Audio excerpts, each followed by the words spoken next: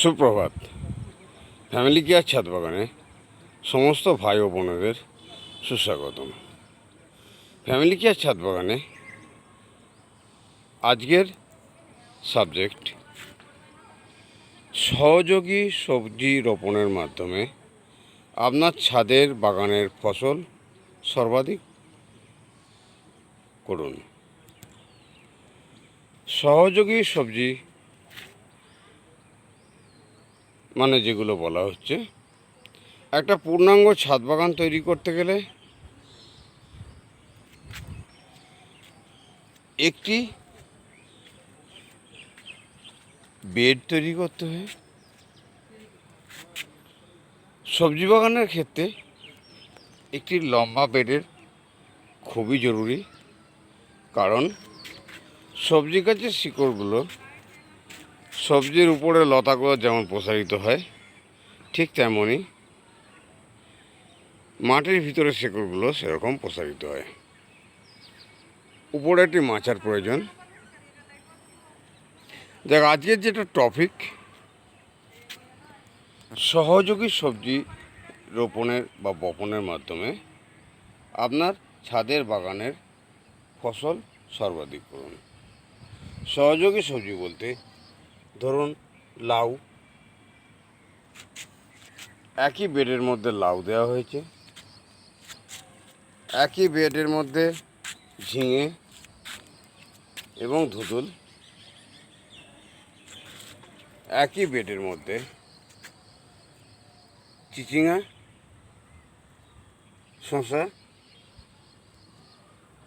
বরবটি, করলা,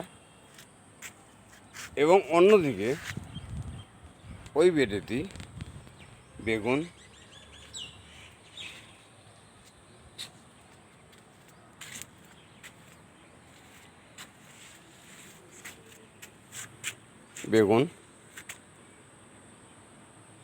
পেঁপে, টমেটো।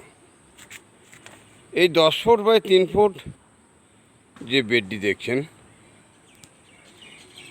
এই বেডটির মধ্যে প্রচুর সহযোগী সবজি গাছ বপন করা হয়েছে। এই সহযোগী সবজি গাছগুলো যখন মাচায় উঠবে, বিভিন্ন রকম সবজির ফলন দেবে, এবং যেগুলো মাচায় ওঠে না, যেমন বেগুন, পেঁপে, টমেটো, এগুলো অন্যদিকে ভালো ফলন দিয়ে আপনার ছাদ বাগান থেকে একটি ভালো ফসলের উৎপাদন দেবে এবং সর্বাধিক ফসলের উৎপাদিত হবে। দেখুন, এই বেডের গাছগুলো সব অবলম্বন ধরে মাচায় উঠছে,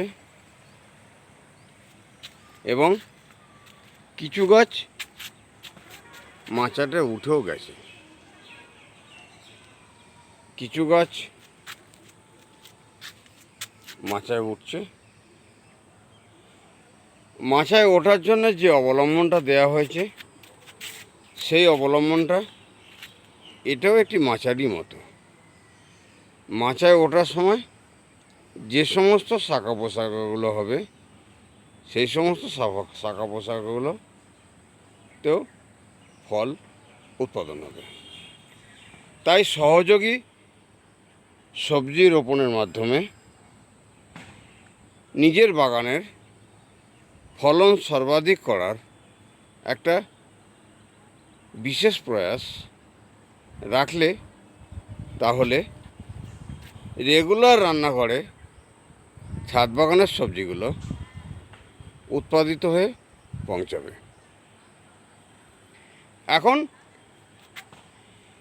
এই সহযোগী সবজিগুলো রোপণ এবং বপন সম্বন্ধে কিছু আলোচনা করে নেব। প্রথমে একটি বেড তৈরি করা হয়েছে 10 ফুট বাই 3 ফুট লম্বা। এই 10 ফুট বাই 3 ফুট বেডটিতে মাটি ভরাট করে প্রয়োজনীয় সার মিশ্রণ করে মাটিটা তৈরি করে একটি কোণে এটি পেঁপে গাছ দেওয়া হয়েছে, যে পেঁপে গাছটা খুব সুন্দর চেহারা আকার নিয়েছে। 3টি বেগুন গাছ দেওয়া আছে, যে বেগুন গাছটা খুব সুন্দর ফলছে এবং প্রচুর ফুল আসছে, প্রচুর বেগুন ফলবে। অন্যদিকে 50% এরিয়াতে লতা বিশিষ্ট যে সমস্ত গাছগুলো আছে, যেমন চিচিঙা, শসা, লাউ, করলা এবং ধুদুল বা ঝিঙা, এই গাছগুলো দেওয়া হয়েছে। যে গাছগুলোতে রেগুলার জলসেচ দিতে হয় এবং সপ্তাহে একদিন লিকুইড সর্ষে খোল, লিকুইড পচা সর্ষে খোল লিকুইডের প্রয়োগ করা হয়, তাহলেই এরকম সবুজ এবং সুন্দর একটি বাগানের রূপ নেবে, চেহারা নেবে। আর কি, সপ্তাহে একদিন অবশ্যই কীটনাশকের স্প্রে করতে হবে, তাহলেই দেখবেন 40 থেকে 45 দিনের মধ্যে প্রত্যেকটা ফসল যখন ফলতে শুরু করবে মাচায়, প্রচুর সবজি আপনার ফ্যামিলিতে পৌঁছে যাবে রান্নাঘরে। তাই আজকের বিষয় যেটা ছিল, সহযোগী রোপণের মাধ্যমে আপনার ছাদের বাগানের ফসলের ফলন সর্বাধিক করুন। দেখ, আজকের ভিডিও আর বিশেষ দীর্ঘায়িত করব না।